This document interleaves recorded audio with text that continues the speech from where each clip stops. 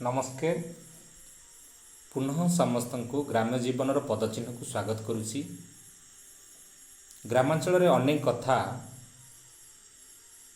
अनेक नथा आज लुप्तप्राय ताकू पुणी थरे समस्त मन भितर उज्जीवित करने एक प्रयास।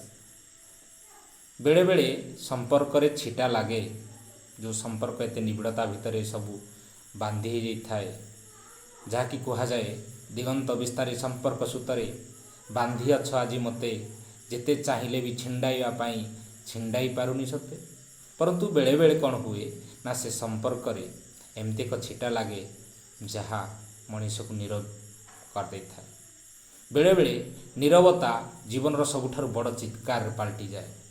जो शब्द केही भी शुणी पारती ना, केवल भाव द्वारा ही शुणा जाई थाए, जानिबा हेई थाए। एवं परवर्ती मुहूर्त से संपर्कटा एमती हो जाए सते जमितिया बास फूलर बासना, बासी हेले आ बासेना, फिटिला मन मिसेना, बुड़िला डंगा भासेना, भंगा दर्पण जोड़िले जेते पूर्व परिका दिसेना।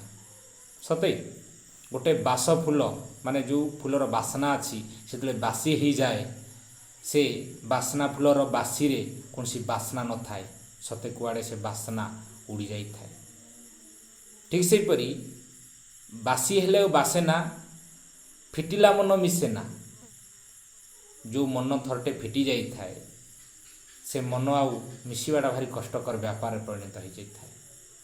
बुड़िला डंगा भासेना, जो डंगा थरे बुड़ी जाई थाए ताकू भसैया बहुत कष्ट मध्य होता है।